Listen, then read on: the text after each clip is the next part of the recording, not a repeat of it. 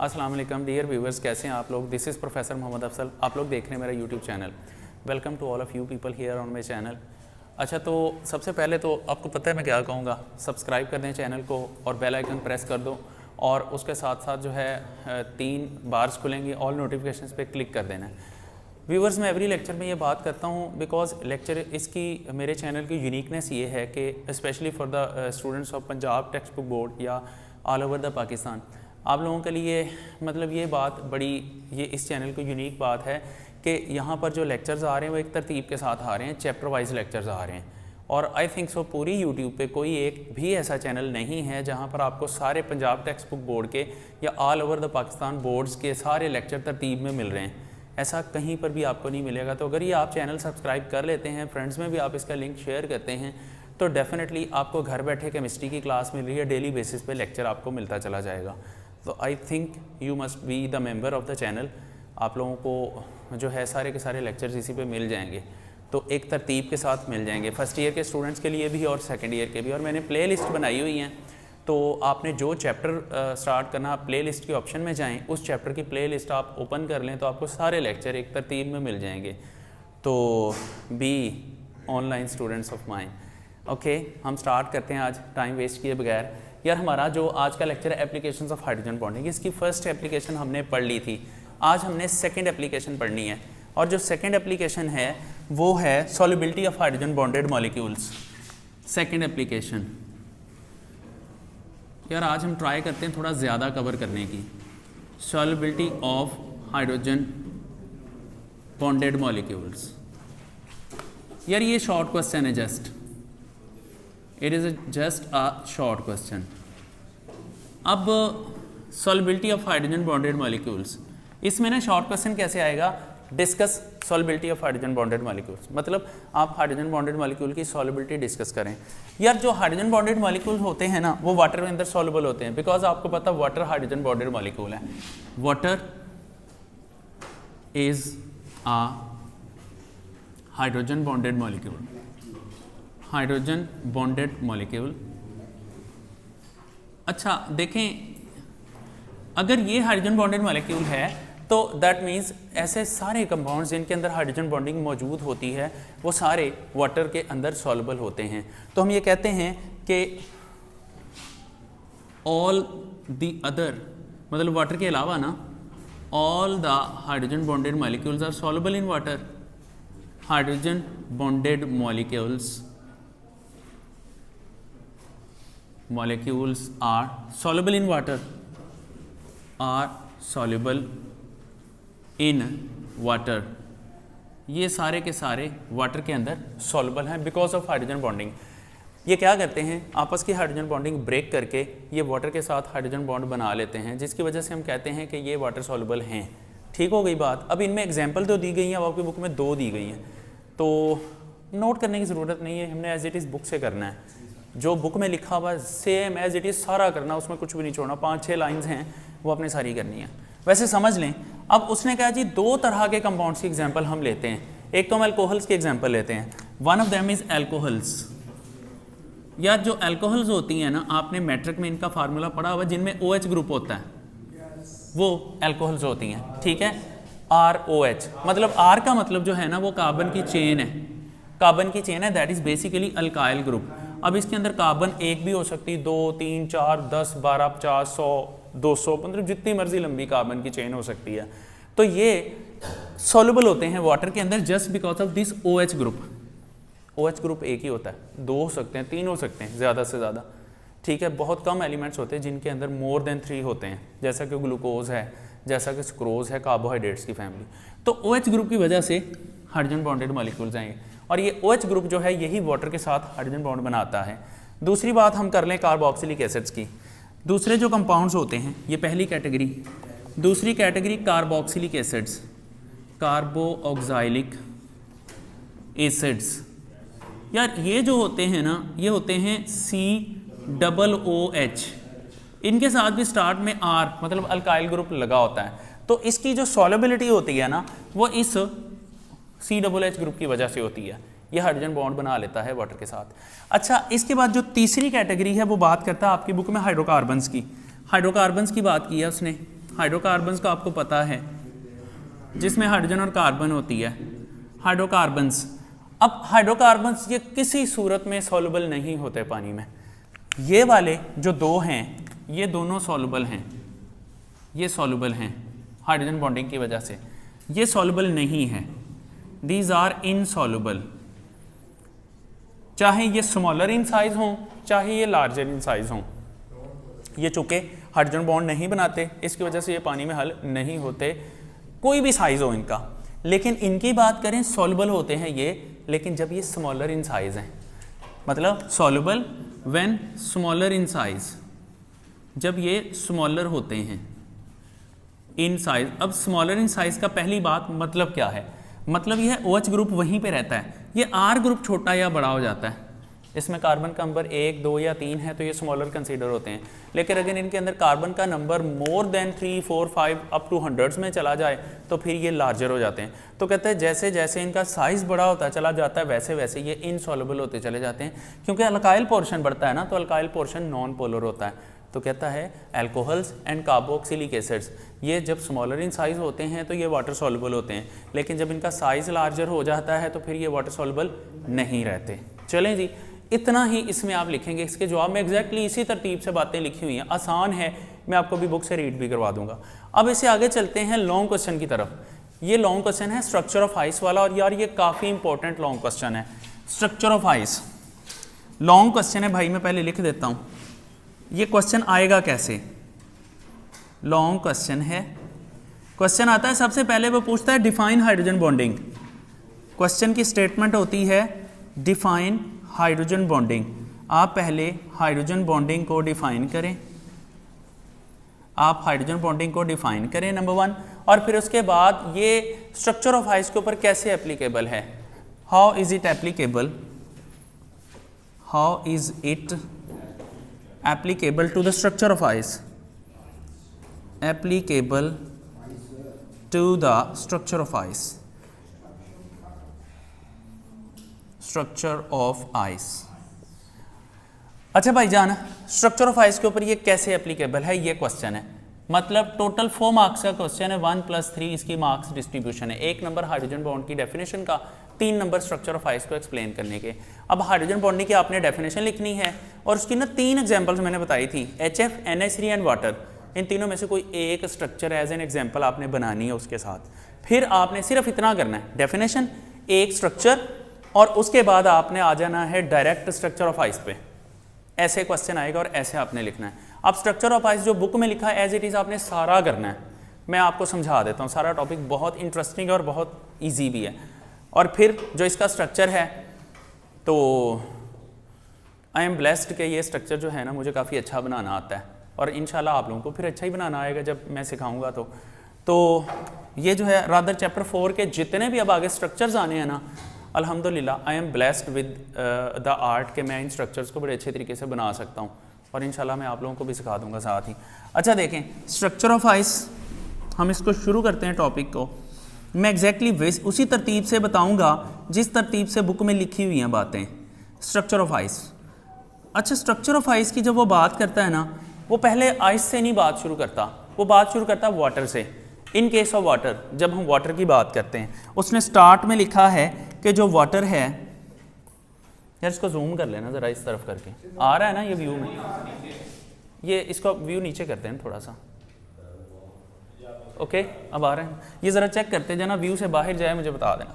अच्छा देखिए structure of ice, अच्छा आपने इसको फोकस करना है, मुझे फोकस नहीं करना, बोर्ड को फोकस करना आपने।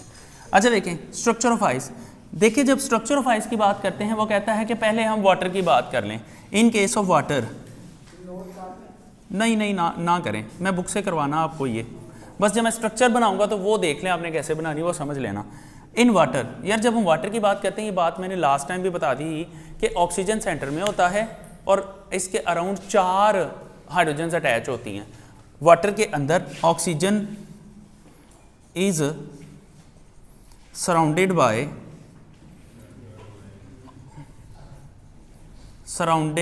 बाय मतलब उसको घेरा होता है 4 हाइड्रोजन एटम्स ने, 4 हाइड्रोजन एटम्स, 4 हाइड्रोजन एटम्स होते हैं जिनमें 2 बाई कोवेलेंट बॉन्ड होते हैं, 2 बाय हाइड्रोजन बॉन्ड होते हैं, ये मैंने आपको बात बताई थी। तो जब 4 बॉन्ड्स आते हैं तो इसकी जो स्ट्रक्चर है वो टेट्राहीड्रल हो जाती है, डायमंड के स्ट्रक्चर जैसी टेट्राहीड्रल स्ट्रक्चर शो करता है, 4 कोने वाली tetrahedral structure, tetrahedral structure 4 corners वाली, और इसकी स्ट्रक्चर बिल्कुल डायमंड के जैसी होती है, like diamond, carbon in diamond. ये भी हम इसी चैप्टर में आगे चल के डायमंड का स्ट्रक्चर भी पढ़ेंगे। और अच्छा जी, अब देखें डायमंड का स्ट्रक्चर कैसे बनाते हैं, ये भी मैं आपको तब जाके वहाँ बताऊँगा। अच्छा अब देखें, इससे आगे चलते तो उसने कहा जी जब लिक्विड स्टेट में वाटर की बात करते हैं, इसको ज़रा इस तरफ फोकस करना। अच्छा, जब लिक्विड वाटर की बात करते हैं, वाटर इन लिक्विड से, वो बाकी मैं एडिटिंग कर लूँगा, छोड़ो आप। वाटर इन लिक्विड स्टेट, देखें वाटर इन लिक्विड स्टेट की जब हम बात करते हैं तो लिक्विड स्टेट में ना वाटर के मॉलिक्यूल्स मोबाइल होते हैं, हर वक्त हरकत करते रहते हैं। वाटर मॉलिक्यूल्स मोबाइल्स होते हैं, वाटर मॉलिक्यूल्स आर मोबाइल। अच्छा यार, ये मोबाइल होते हैं, इनके मोबाइल या मूव करने की वजह, मोबाइल का मतलब है मूव करते रहते हैं, बिल्कुल जैसा कि हमारा सेलफोन, उसको मोबाइल कहते हैं इसलिए कि हमारे साथ साथ मूव करता है, ठीक है ना। तो अब इसलिए हम उसको मोबाइल कहते हैं। अच्छा अब देखें, वाटर मॉलिक्यूल मोबाइल होते हैं, ये हर टाइम हरकत करते रहते हैं वाटर के पार्टिकल्स। अब इनके मूव करने की वजह से ना इनका ये होता है कि इनके हाइड्रोजन बॉन्डिंग जो होती है ना वो बनती और ब्रेक होती रहती हैं। मतलब हाइड्रोजन बॉन्डिंग, ये वाटर मॉलिक्यूल एक्सटेंसिवली एसोसिएटेड होते हैं, एक्सटेंसिवली एसोसिएटेड एक दूसरे के साथ, एक्सटेंसिवली एसोसिएटेड। यार ये मैं वो सारे वर्ड्स लिख रहा हूँ जो बुक में लिखे हुए हैं। एक्सटेंसिवली एसोसिएटेड का मतलब है ये एक दूसरे के साथ हाइड्रोजन बॉन्ड की मदद से जुड़े होते हैं। अब होता क्या है, जब वाटर मॉलिक्यूल मूव करते हैं तो ये एसोसिएशंस एक तरफ बनती हैं, फिर मॉलिक्यूल मूव कर जाता है, उधर से टूट के दूसरी तरफ बन जाती हैं, फिर मॉलिक्यूल मूव कर जाता है, उधर से टूट के तीसरी तरफ बन जाती हैं। मैं आपको इसकी डेली लाइफ में से एग्जांपल देता हूँ। जब आप स्विम करते हैं पानी में, तो जहाँ हम ऐसे स्विम करते हुए ऐसे हाथ या पाँव चलाते हैं ना उसके अंदर, तो हमारे हाथों और पाँव से हाइड्रोजन बॉन्डिंग टूटती है, वो हाइड्रोजन बॉन्डिंग ब्रेक होती है। और जब हम ऐसे पुश करते हैं तो हम खुद आगे की तरफ जाते हैं, ऐसे हम बाजुओं के साथ ऐसे ऐसे मारते हैं हाथ, तो वो फ्लिप्स जो होते हैं हाथों के, उनकी वजह से ना वो हाइड्रोजन बॉन्डिंग उसको रेजिस्ट करती है और हम खुद आगे की तरफ चले जाते हैं। तो जहाँ से हमारा हाथ या पाँव गुजर जाते हैं वहाँ पीछे से हाइड्रोजन बॉन्डिंग फिर से बन जाती है। एक दफ़ा हमारे हाथों से, हमारे पाँव से, हमारे बॉडी से हाइड्रोजन बॉन्डिंग ब्रेक होती है, फिर हम जब गुजर जाते हैं तो पीछे वाटर मॉलिक्यूल्स की हाइड्रोजन बॉन्डिंग फिर से बन जाती है। और एक water molecule at the spot एक जगह पे होता है, तो आपके मूव करने की वजह से वहाँ से किधर का किधर चला जाता है, तो उसकी हाइड्रोजन बॉन्डिंग एक तरफ बनती है, फिर टूटती है, फिर दूसरी तरफ, फिर उधर से टूटती, फिर तीसरी तरफ। तो मॉलिक्यूल्स के मूव करने की वजह से इनकी ये एसोसिएशंस ब्रेक होती हैं और रीफॉर्म होती हैं। तो ये एसोसिएशंस जो होती हैं ये ब्रेक भी होती हैं और रीफॉर्म भी होती हैं। एसोसिएशंस का मतलब वो हाइड्रोजन बॉन्ड ले रहा है। Associations are broken and reformed again, ये रीफॉर्म होती हैं अगेन एंड अगेन, ये बार बार होती हैं। लो भाईजान, अब उसके बाद फिर हम यहाँ पर वाटर का एक दफ़ा स्ट्रक्चर बनाते हैं ताकि मैं आपको ये थोड़ा और जस्टिफाई कर सकूँ, आपने भी बनाना है। वाटर का स्ट्रक्चर देख लें। Here is a water molecule, here is another water molecule, here is another water molecule. Total 5 water molecules मैं शो करता हूँ। I'm showing here 5 water molecules. तो यहाँ पर अब इस तरह से हाइड्रोजन है पार्शियल पॉजिटिव हर जगह पे, पार्शियल पॉजिटिव, पार्शियल पॉजिटिव, हर जगह पे ये पार्शियल पॉजिटिव है। और ऑक्सीजन सारी की सारी पार्शियल नेगेटिव है। अब यहाँ पर क्या होता है कि पार्शियल पॉजिटिव हाइड्रोजन और पार्शियल नेगेटिव ऑक्सीजन के दरमियान में हाइड्रोजन बॉन्ड डेवलप हो जाता है। इस तरह से ये हाइड्रोजन बॉन्ड डेवलप हो गया। अब बज़ाहिर देखें ये स्पेस लग रही है यहाँ पर ना, ये इतनी इतनी जो बन गई ये स्पेस लग रही है, लेकिन ये स्पेस नहीं रहती। अगले ही लम्हे क्या होता है, वाटर मॉलिक्यूल मूव करेंगे, कहीं और से वाटर मॉलिक्यूल आके यहाँ अटैच हो जाएगा, उसके ऑक्सीजन सेंटर में आ जाएगा, ये हाइड्रोजन उसके साथ भी हाइड्रोजन बॉन्ड डेवलप करना शुरू कर देंगे। तो मतलब वाटर मॉलिक्यूल्स मूव करते रहते हैं, तो जो स्पेस बज़ाहिर हमें नज़र आती है वो स्पेस नहीं रहती, तो मॉलिक्यूल्स के दरम्यान में स्पेसेस ओवरऑल कम होती हैं, जिसकी वजह से डेंसिटी बढ़ जाती है, तो वाटर की डेंसिटी ज़्यादा होती है। ठीक हो गई बात। तो इस वजह से वाटर जो है वो उसकी सरफेस पे आइस फ्लोट करती है। अब आइस कैसे फ्लोट करती है वो तो पहले हम आइस का स्ट्रक्चर पढ़ेंगे फिर ही पता चलेगा। तो मैं इसके साथ ही आपको स्ट्रक्चर ऑफ आइस भी बताता हूँ। तो आपने ये अब समझना है कि स्ट्रक्चर ऑफ आइस ड्रॉ कैसे करनी है, ये ज़रा ध्यान से समझ लें। ये बनाना है, बिल्कुल बनाना है, बना हुआ है बुक में। अच्छा देखें, दूसरी बात वो कहता है स्ट्रक्चर ऑफ आइस। अब स्ट्रक्चर ऑफ आइस बनाने के लिए हम कुछ थोड़ी सी इंडिकेशंस बना लेते हैं, वो देख लें कैसे। मैं कहता हूँ कि जो मैंने ये फिल कर देना है ना कंप्लीटली, वो ऑक्सीजन होगा, वो होगा ऑक्सीजन। इसके अलावा जो मैंने ये स्मॉलर साइज में रख के इसको फिल कर देना है, दैट विल बी हाइड्रोजन। आप बनाएं तो आप ऐसे कर सकते हैं, लार्ज सर्कल फिर स्मॉल सर्कल, स्मॉल सर्कल को फिल कर दें, लार्ज सर्कल जो है वो वैसे रहने दें। फिर उसके बाद जो मैं सॉलिड ब्लैक लाइन लगाऊंगा ना, ये जो मैं सॉलिड ब्लैक लाइन लगाऊंगा ये कोवलेंट बॉन्ड होगा, that will be covalent bond. क्या हो गया, कोवलेंट बॉन्ड है, हो रही है ना रिकॉर्डिंग। अच्छा अब देखें, अगर हम रेड लाइन से जो मैं शो करता हूं दैट इज हाइड्रोजन बॉन्ड, ये मैंने ना पहले इंडिकेशन दे दी है हाइड्रोजन बॉन्ड। अच्छा इसको डॉटेड लाइन में शो करना हमने, क्या है, नहीं वही मैं कह रहा हूँ, आप लोग इसको डिस्टिंग्विश कर लेना थोड़ा सा। सॉलिड लाइन लगाएंगे पता है कोवलेंट बॉन्ड, मार्कर से लगा दें, जो पेंसिल से लगाएंगे डॉटेड लगा दें, ठीक है। और जो बड़ा सर्कल लगाएं उसको फिल ना करें, वैसे रहने दें, और इसको छोटे सर्कल को फिल कर लें, इंडिकेशन हो जाती है, बड़ी अच्छी डायग्राम बनती है। अच्छा देखें यहाँ पर अब आप क्या करेंगे कि इन इंडिकेशंस के मुताबिक आपने डायग्राम बनानी है। यार ये ज़रा ध्यान से समझ लें, आपने पहले 2 हेक्सागोन बनाने, हेक्सागोन 6 कोने वाला स्ट्रक्चर, 2 हेक्सागोन बनाए जी यहाँ पे पहले।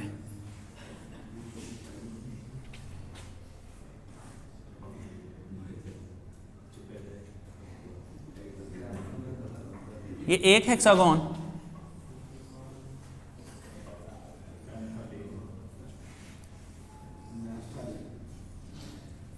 Like naphthalene exactly. अच्छा जी देखें, ये आपने 2 हेक्सागोन बना लिए।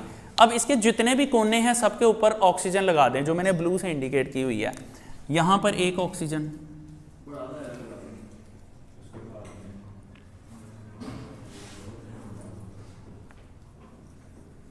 ये बस ध्यान से समझ लें यार, ये बहुत इजी है, और अगर नहीं समझ आएगी तो ये लेक्चर आप देख सकते हैं, मैं कल परसों तक इंशाल्लाह सारे अपलोड कर दूंगा।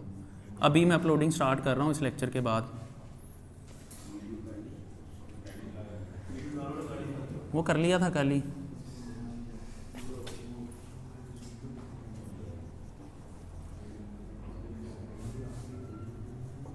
वैसे भी कल परसों तक बड़े स्टोरेज वाला मोबाइल ले लेना मैं।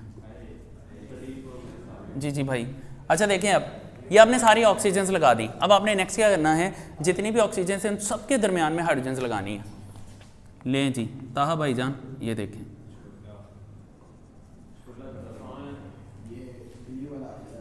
This is quite easy structure. ये बस स्टूडेंट जो होते हैं ना वो घबरा जाते हैं देख के इसको। ये हर जगह पे जहाँ जहाँ ऑक्सीजन है उनके दरमियान में हाइड्रोजन्स लगा दें। अब आप ये करें कि जितने भी ऑक्सीजन है ना, इनके एक तरफ को बॉन्ड बना दें सारे। ये देखें, ये कोवलेंट बॉन्ड बना दिया मैंने, इसका कोवलेंट बॉन्ड ये बना दिया। एक ही डायरेक्शन वाले ये कोवलेंट बॉन्ड बना दें। जो सेंटर में है ना 2 कार्बन, इनके 2 बनाने, एक ये वाला दूसरा ये, इसका एक इधर को बना दें और एक इधर को बना दें। अच्छा इसका भी इस डायरेक्शन में बनाएं, इसका भी इस डायरेक्शन में बनाएं बॉन्ड, इसका भी इस डायरेक्शन में। इसके ऊपर कोई बॉन्ड नहीं बनेगा कोवलेंट बॉन्ड, तो वो हाइड्रोजन बॉन्ड के लिए मैं बताता हूँ। अब देखें, अब हाइड्रोजन बॉन्ड हमने रेड से शो करनी है। चलें मैं शो करता हूँ, let me show this one. Lead pencil से बनाए ना आपने ये जो हेक्सागोन बनाने हैं वो लेड पेंसिल से बनाने हैं। इतना करके आप उनको फिर डॉटेड में कन्वर्ट कर दें, और इसको मिटाएं ना फिर आप लेड पेंसिल वो लेके ना रेजर ऐसे ऐसे ऐसे ऐसे कर दें, वो रेज हो जाएगा। वीडियो में देख लेना कमीनों। अच्छा देखो,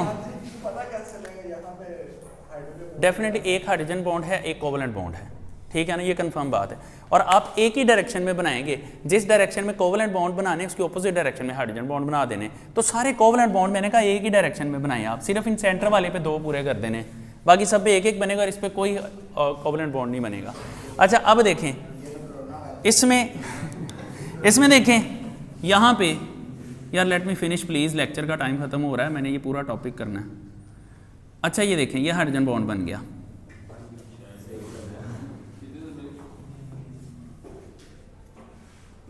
ये हाइड्रोजन बॉन्ड बन गया, लुक एट दिस, ये हाइड्रोजन बॉन्ड बन गया। अब इससे अगली बात, हर ऑक्सीजन के ऊपर 2 हाइड्रोजन होती हैं, लेकिन हमने सेंटर वाली 2 को छोड़ के सबके ऊपर 2 हाइड्रोजन पूरे नहीं किए हुए। तो इसका मैं आपको सिंपल वे बताता हूँ। आपने क्या करना है, इसका एक बॉन्ड इधर है, दूसरा बॉन्ड आप इस तरफ को बना दें। इसका एक बॉन्ड ये है, दूसरा बॉन्ड इस तरफ को, इसका दूसरा बॉन्ड ये, इसका दूसरा बॉन्ड ये, इसके 2 पूरे हैं, इसका दूसरा बॉन्ड इस तरफ को, इसका दूसरा बॉन्ड इस तरफ को, इसका दूसरा बॉन्ड इस तरफ, इसके दोनों ही नहीं बने हुए, तो इसका एक इस तरफ को बना दें, एक बॉन्ड अंदर की तरफ बना दें। इन सब के साथ पहले हाइड्रोजन लगाएं, एक हाइड्रोजन, इसकी ये दूसरी पूरी हो गई, इसकी भी दूसरी पूरी हो गई, 2-2 हाइड्रोजन कंप्लीट करते जाएं। अब देखें, किसी भी ऑक्सीजन के साथ 2 से कम या ज़्यादा हाइड्रोजन नहीं होनी चाहिए बाय कोवलेंट बॉन्ड। अब देखें, यहाँ तक हो गया। अब इसका लास्ट स्टेप क्या होता है कि ये जो रिंग बन गया ना, इस रिंग के सेंटर में भी आप hydrogen bond 2 water molecule show करेंगे। अब वो कैसे करने वो देख लीजिए, भी आसान बात है। ये देखें, एक ऑक्सीजन इस जगह पे बना दें, एक ऑक्सीजन इस जगह पे बना दें, इसी तरह उसके अंदर भी एक ऑक्सीजन इस जगह पे बना दें और एक ऑक्सीजन अंदाजन इस जगह पे बना दें। अब आपने क्या करना, हर ऑक्सीजन के साथ 2-2 कोवलेंट बॉन्ड बनाने हैं। तो इसका कोवलेंट बॉन्ड, अब देखें ना, ये 2 ऑक्सीजन हैं। अब फिर देखें, जहाँ जहाँ ऑक्सीजन आ रही हैं दरमियान में आप हाइड्रोजन शो कर दें।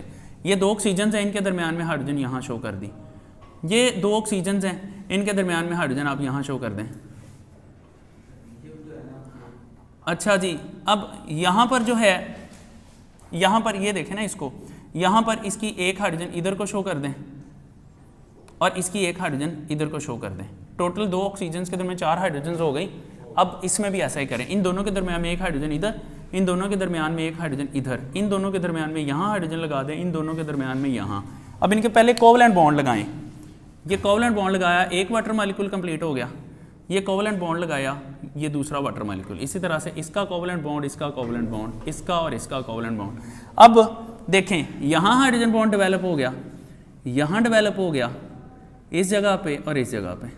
इसी तरह से इसका हाइड्रोजन बॉन्ड, इसका हाइड्रोजन बॉन्ड, इसका हाइड्रोजन बॉन्ड, ये वाला, और इधर से ये भी और ये भी।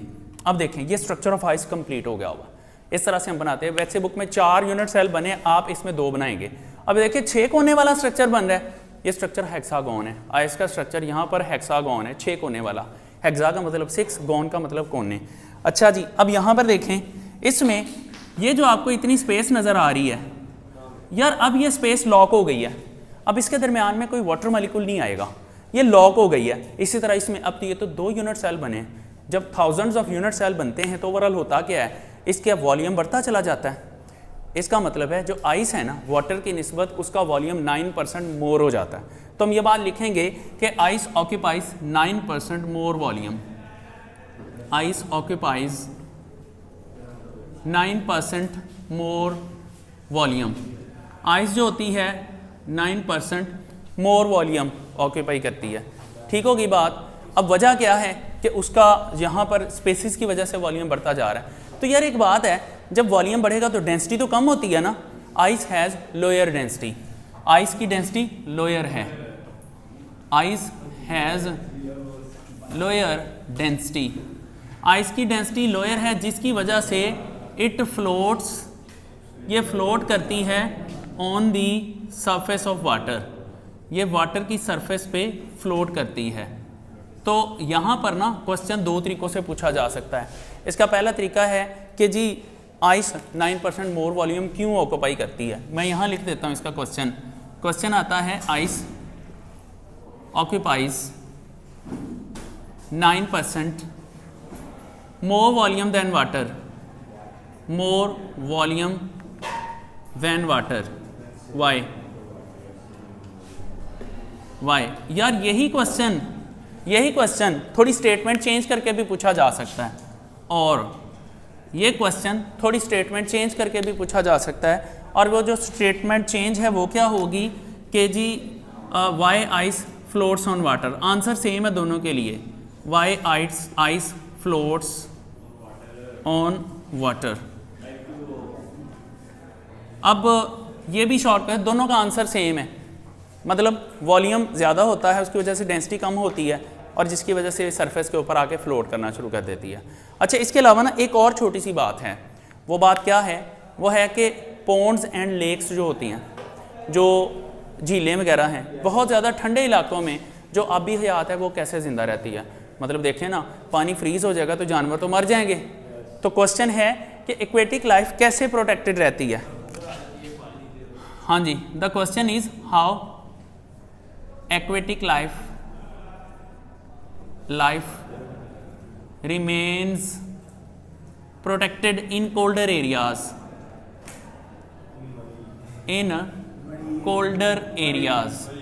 मतलब ऐसे इलाके जहाँ 6 महीने के लिए इतनी सर्दी होती है कि वहाँ पर मतलब पानी फ्रीज कर जाता है। तो ऐसे इलाकों में मतलब इतनी सॉलिड बर्फ़ जम जाती है कि आप बर्फ़ की सरफेस के ऊपर गाड़ियाँ भगा लें, तो मतलब अब वहाँ पर एक्वेटिक लाइफ कैसे रहेगी, वो तो मर जाएंगे जानवर। तो हम इसको इमेजिन करते हैं, देखें हम एक तालाब की बात करते हैं, जस्ट लाइक अ पॉन्ड। देखें ना, नहीं माइग्रेट नहीं करते, I am gonna tell you, just wait. Let's suppose ये एक पॉन्ड है, एक तालाब है। अब इसके अंदर जो है बाहर का टेम्परेचर है -20 डिग्री, फर्ज करें इतना लो टेम्परेचर है, -20 डिग्री सेंटीग्रेड टेम्परेचर है। अब होगा क्या, वाटर का जो पार्टिकल यहाँ से कूलिंग उनको पहुँचेगी, उनकी हीट वेस्ट होगी, तो वो ठंडे होना शुरू हो जाएंगे। जब वो ठंडे होना शुरू हो जाएंगे तो एज ए रिजल्ट क्या होगा, पार्टिकल की जब टेम्परेचर 4 डिग्री पे आता है ना, तो वाटर की डेंसिटी मैक्सिमम होती है। जैसे टेम्परेचर 4 डिग्री से नीचे जाना शुरू होता है ना, तो पार्टिकल कूल डाउन होना शुरू हो जाते हैं। जब पार्टिकल कूल डाउन होना शुरू होते हैं ना, तो उनकी डेंसिटी कम होना शुरू हो जाती है। 0 तक जाते जाते उनकी डेंसिटी कम हो जाती है, तो डेंसिटी कम होकर वो ऊपर वाली सरफेस पे आना शुरू हो जाते हैं, और यहाँ आके पार्टिकल फ्रीज करना शुरू कर देते हैं। अब यहाँ क्या होता है, आइस की एक लेयर जम जाती है, वाटर के पार्टिकल यहाँ फ्रीज हो जाते हैं। अब आइस की लेयर जम जाती है। अब ये आइस की लेयर का टेम्परेचर यही है, ये -20 पे ही फ्रोजन है, लेकिन इसके नीचे जो पानी है ना, उसका टेम्परेचर चेंज नहीं होता फिर, क्योंकि होता क्या है, जो गर्म पार्टिकल्स हैं वो नीचे रह जाते हैं, क्योंकि उनकी डेंसिटी ज़्यादा है। जो ठंडे पार्टिकल्स हैं वो बर्फ़ में कन्वर्ट होना शुरू हो जाते हैं, तो वो सरफेस पे आ जाते हैं। और वाटर एक वाहिद ऐसा लिक्विड है कि जो सरफेस से फ्रीज करता है। उसके अलावा बाकी सारे लिक्विड जो है ना, वो बॉटम से फ्रीज करते हैं, that is just because of hydrogen bonding. आप तजर्बा कर लें, एक दूध का ग्लास बर्फ उसमें फ्रिज में रख दें, एक पानी का ग्लास फ्रिज में रख दें, आप देखेंगे कुछ देर के बाद दूध बॉटम से फ्रीज होना शुरू हुआ होगा, और जो वाटर है वो सरफेस से जमना शुरू होगा। तो वो हाइड्रोजन बॉन्डिंग की वजह से, हाइड्रोजन बॉन्डिंग जब होती है पार्टिकल्स के दरम्यान में, तो उनको लाइटर कर देती है। वो जब हल्के होते हैं तो वो सरफेस पे आ जाते हैं। तो यहाँ पर भी ऐसा ही होता है कि वाटर पार्टिकल फ्रीज हो गए, इस पर आगे जब बर्फ़ बन गई, तो जो बर्फ़ की तय होती है ना यार, ये इंसुलेटर होती है। ये जो बर्फ़ की तय है, ये हीट को इंसुलेटर होती है, ये हीट को इंसुलेट कर देती है। नीचे जो पानी होता है ना, इसका टेम्परेचर फर्ज कर लें +20 डिग्री है। अब यहाँ से हीट ऊपर की तरफ जाती है, लेकिन ये बर्फ़ की तय उसको जाने नहीं देती, जिसकी वजह से वाटर की हीट लूज़ नहीं होती। और ये बर्फ़ की तय के ऊपर टेम्परेचर -20 डिग्री होता है, नीचे का टेम्परेचर जो होता है वही नॉर्मल टेम्परेचर होता है, जिस पे एक्वेटिक लाइफ परसिस्ट करती है, सर्वाइव करती है, जिसकी वजह से एक्वेटिक लाइफ इस ब्लैंकेट ऑफ आइस के नीचे कई महीनों तक ज़िंदा रहती है। और ये जो होता है ना, आप बर्फ़ को तोड़ के देखो तो नीचे गर्म पानी फील होता है, क्योंकि बाहर का टेम्परेचर माइनस में है, पानी का टेम्परेचर प्लस में है, तो वो अच्छा खासा गर्म पानी फील होता है। आप ज़्यादा दूर नहीं जाएं, अब सर्दियाँ आ रही, आप देखें मोटर चला लें, कोई 10 मिनट 15 मिनट चलता रहे ना वो पानी, तो वो गर्म पानी फील होता है। उसकी रीज़न क्या होती है कि एनवायरनमेंट का जो टेम्परेचर है वो लो है, वो ज़मीन से पानी निकल रहा है, वो ग्राउंड टेम्परेचर पे निकल रहा है, हमें वो गर्म लगता है। ठीक हो गया ना, लाइक द सरकारी पानी वी कॉल इट। तो अब ये देखें, फिर वो कहता है कि अब इस सारी डिस्कशन को सामने रखें, तो वो कहता है कि अगर हाइड्रोजन बॉन्डिंग ना होती तो हमारे यहाँ लाइफ के पैटर्न बिल्कुल चेंज हो जाते हैं। बड़ी सिंपल सी बात मैं आपको बता रहा हूँ, अगर हाइड्रोजन बॉन्डिंग ना होती तो वाटर के पार्टिकल्स जो हैं लिक्विड स्टेट में भी एग्जिस्ट ना करते। जब लिक्विड स्टेट में एग्जिस्ट ना करते तो पानी हमें सिर्फ वेपर फेज में मिलता, और जस्ट इमेजिन प्यास लगती तो हम क्या करते, हवा में पानी ढूंढते फिरते ऐसे ऐसे करके हम पानी ढूंढते रहते। तो ये देखें, लाइफ एग्जिस्ट ही नहीं करती, अगर हाइड्रोजन बॉन्डिंग नहीं है तो लाइफ एग्जिस्ट ही नहीं करती। और ये मुझे एक बुक दें, मैं आपको बता दूं आपने याद कैसे करना और कितना करना। यार एक तो है ये लॉन्ग क्वेश्चन, एक तो है ये long question. As a long question आपने A to Z सारा ही करना है, लेकिन मैं 2 क्वेश्चन जो लिखवा उनका आंसर बता दूं। देखें पेज नंबर 86 है, यू व्यूवर्स आप भी बुक निकाल लें, टेक्स्ट बुक जो है फर्स्ट ईयर की। अच्छा 86 पेज है, स्ट्रक्चर ऑफ आइस का टॉपिक है। पहली लाइन आपने एज इट इज लिखनी है, the molecules of water have tetrahedral structure, 2 lone pairs of electrons on oxygen atom occupy 2 corners of tetrahedron. यार इतना लिख के ना आगे इन लिक्विड स्टेट है, आप यहाँ पर हेडिंग दे सकते हैं कि स्ट्रक्चर ऑफ वाटर की या structure of water in liquid state, ठीक है ना। यहाँ पर लिखें, कहता है liquid state water molecules are extensively associated with each other and these association break and are reformed because the molecules of water are mobile. यहाँ से शुरू करना आपने इस क्वेश्चन का answer, ice occupies 9% more volume, या इसका दोनों का आंसर सेम है इन लिक्विड स्टेट से। अच्छा जी आगे है, when the temperature of water is decreased and ice is formed then the molecules become more regular and this regularity extends throughout the whole structure. Empty spaces are created in the structure as shown in the figure. That is why when water freezes it occupies 9% more space and density decreases.